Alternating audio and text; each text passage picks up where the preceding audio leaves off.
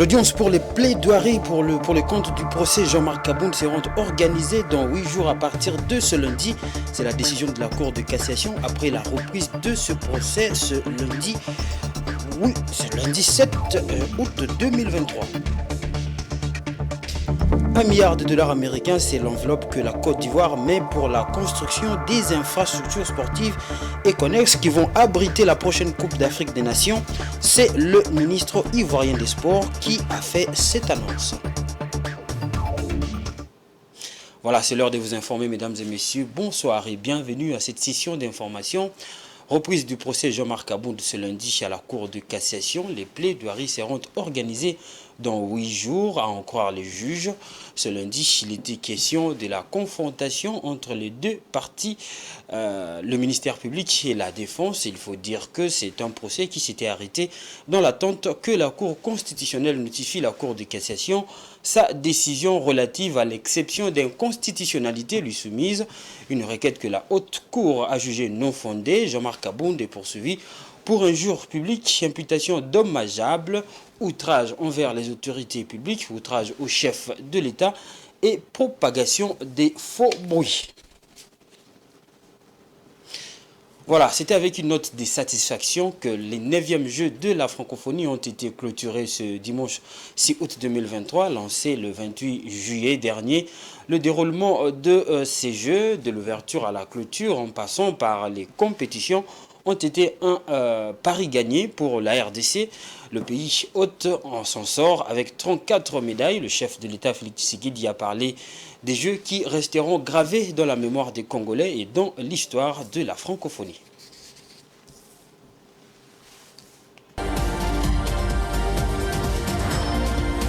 La République démocratique du Congo et les Congolais peuvent être fiers d'avoir réussi à relever le défi de l'organisation des 9e Jeux de la francophonie avec succès.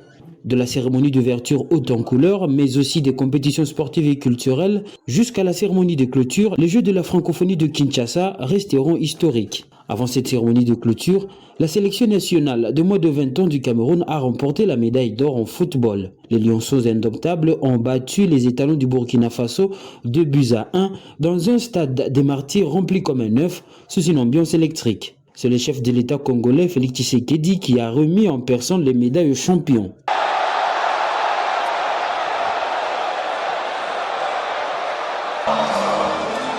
Notons que, à la fin de cette 9e édition des Jeux de la francophonie, notons que le Maroc termine en tête du classement des médaillés avec 58 dont 23 en or, 16 en argent et 19 en bronze. La RDC, pays hôte, a fini quant à elle à la 9e position avec 34 médailles dont 5 en or, 11 en argent et 18 en bronze. Si l'ouverture des Jeux a été agrémentée par les artistes Barbara Plavy, Bill Clinton et Fally Ipupa, celle de la fermeture l'a été avec les prestations XXL des artistes musiciens congolais Maître Gims et Ferregola.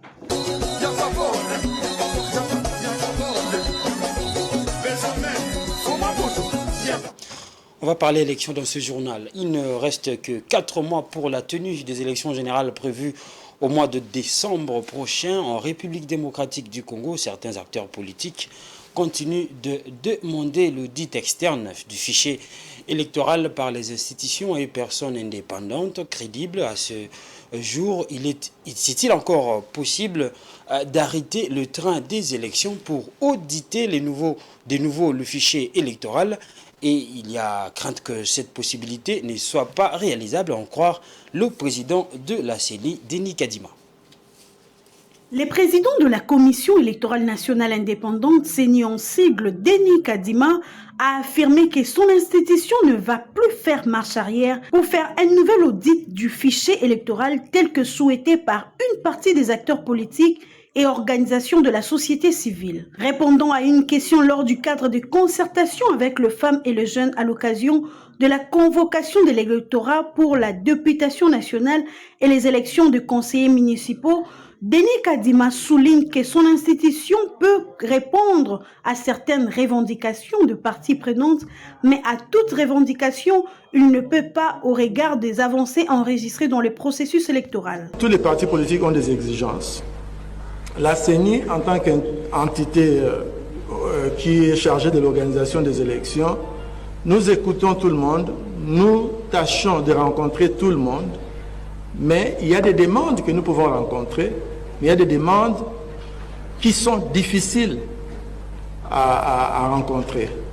Le cas du fichier électoral, je l'ai expliqué il n'y a pas longtemps. Aujourd'hui, si nous nous réunissons ici, nous tous ici, c'est justement une conséquence de la loi sur la répartition des sièges qui elle-même est basée sur le fichier électoral que nous avons soumis au Parlement.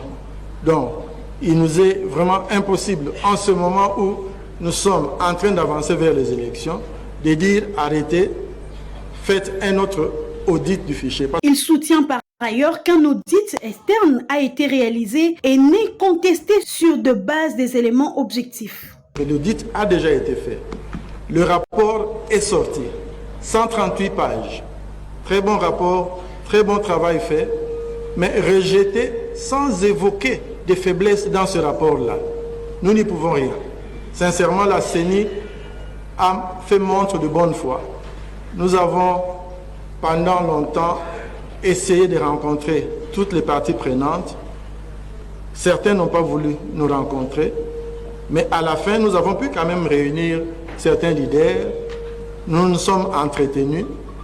Nous avons des contacts avec eux et nous faisons en sorte que tout le monde puisse participer. Malgré la contestation de l'opposition, Denis Kadima affirme que le train électoral ne s'arrêtera pas malgré les risques sécuritaires et financiers évoqués par la centrale électorale. Les bureaux de réception et de traitement des candidatures ont bouclé avec la réception de dossiers des candidatures pour la députation nationale. Après cette étape, la CENI reçoit déjà les candidatures des députés provinciaux jusqu'à l'élection présidentielle.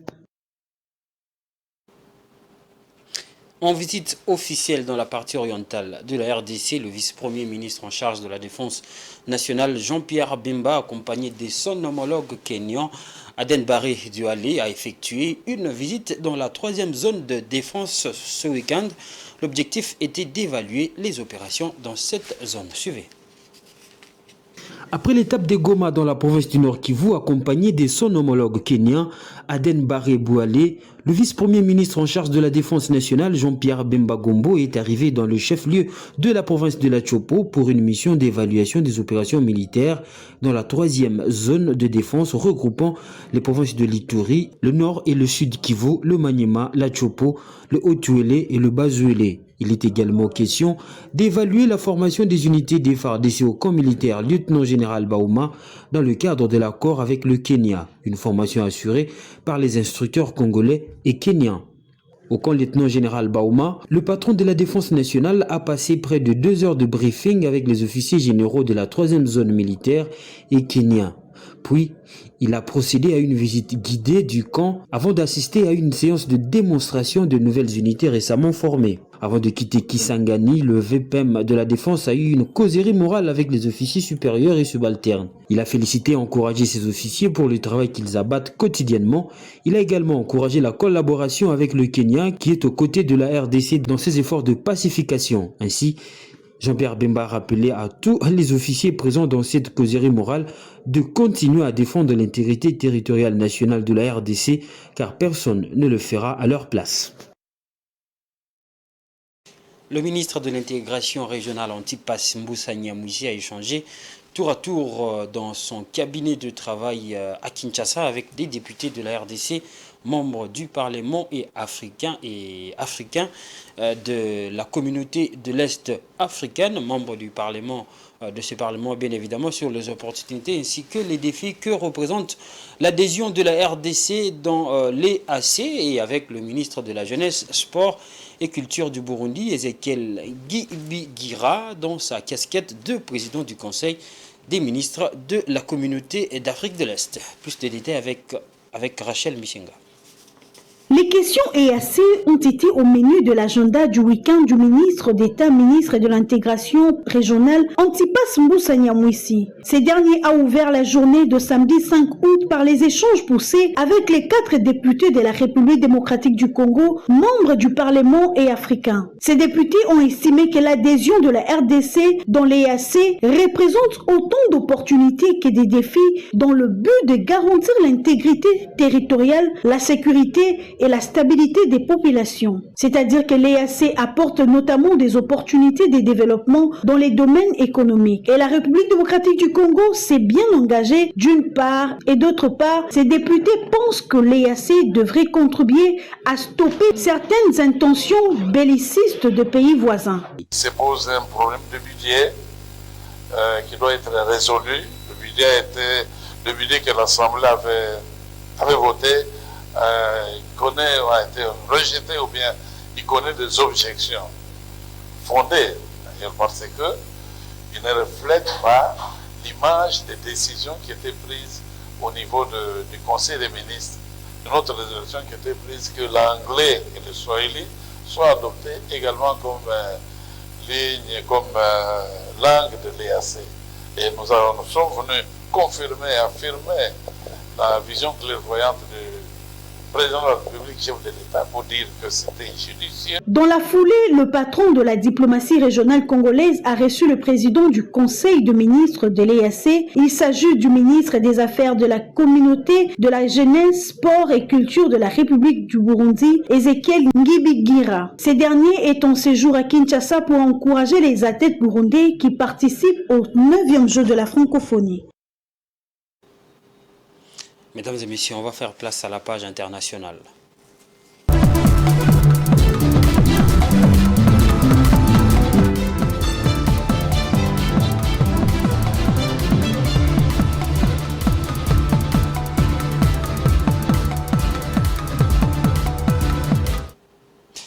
Fin hier dimanche 6 août de l'ultimatum adressé par la Communauté économique des États de l'Afrique de l'Ouest, CEDEAO en sigle, aux militaires pour rétablir dans ses fonctions le président Bazoum sous peine d'intervention armée face à la menace d'intervention qui se précise à partir des pays voisins. L'espace aérien nigérien est fermé jusqu'à nouvel ordre, a annoncé dans la soirée du dimanche 6 août le Conseil national pour la sauvegarde de la patrie, CNSP en sigle, qui a pris le pouvoir par putsch militaire. Suivant.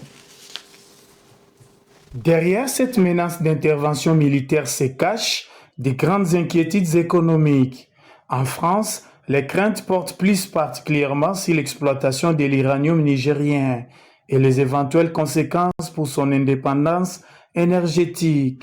Ressource naturelle fondamentale au fonctionnement des centrales nucléaires françaises, l'uranium extrait au Niger est exploité depuis plus de 4 décennies par les groupes français Orano, Exareva, spécialisé dans les cycles du combustible nucléaire. La multinationale détenue à 90% par l'État français exploite particulièrement 3 mines nigériennes, dont une seule est encore en activité.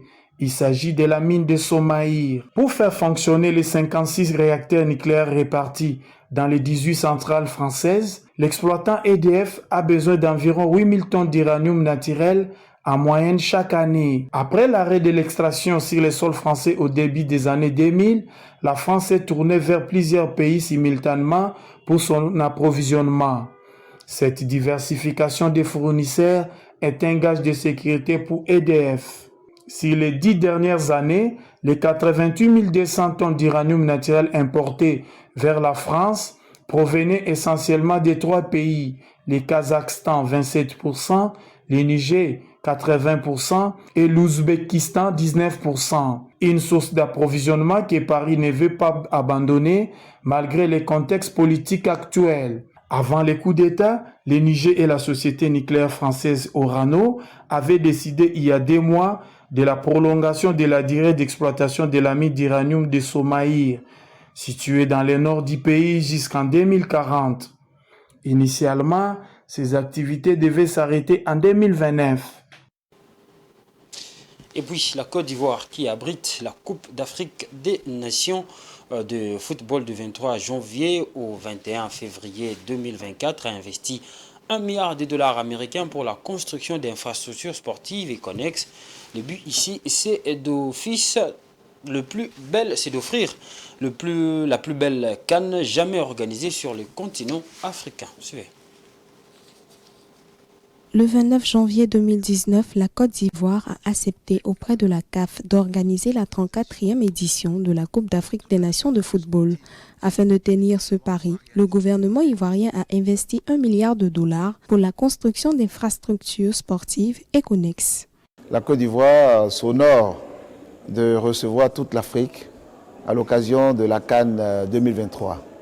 Pour ce faire, sous l'égide et sous le leadership du président Alassane Ouattara, la Côte d'Ivoire a investi 1 milliard de dollars dans la préparation de cet événement important, en infrastructures sportives, infrastructures d'hébergement, dans les infrastructures connexes, notamment l'amélioration du plateau technique sanitaire, les plateaux aéroportuaires. La Côte d'Ivoire est prête. La Côte d'Ivoire, dans sa volonté d'offrir la plus belle CAN jamais organisée sur le continent, a construit 3 nouveaux stades à Yamoussoukro, Korogo et San Pedro, en plus des rénovations faites dans les 3 stades existants à Abidjan, Ebimpe et Bouaké. Ainsi, la Côte d'Ivoire totalise 6 stades. La mascotte a été dévoilée et le COCAN, comité d'organisation de la Coupe d'Afrique des Nations de football, a mis en place un programme de recrutement de 10 000 volontaires afin de garantir la réussite de l'événement. Je peux vous donner l'assurance que très rapidement, en liaison avec la CAF, nous allons procéder aux homologations pour que, au mois d'août, nous puissions remettre les clés et procéder au tirage au sort prévu au mois d'octobre. La Côte d'Ivoire abritera du 13 janvier au 11 février 2024 la 34e édition de la Coupe d'Afrique des Nations de football. Le tirage au sort de la compétition est prévu le 12 octobre 2023. Voilà, ce journal est terminé. Je vous rappelle les différents titres. Les plaidoiries pour le procès Jean-Marc Abound seront organisées dans 8 jours à partir de ce lundi. C'est la décision de la Cour de cassation après la reprise de ce procès. Et puis, 1 milliard de dollars américains, c'est l'enveloppe que la Côte d'Ivoire a mis pour la construction des infrastructures sportives et connexes qui vont abriter la prochaine Coupe d'Afrique des Nations. C'est le ministre ivoirien des Sports qui a fait cette annonce. Voilà, c'est la fin totale de ce journal. Merci de l'avoir suivi. Restez branchés sur le programme des Géopolise Télévision.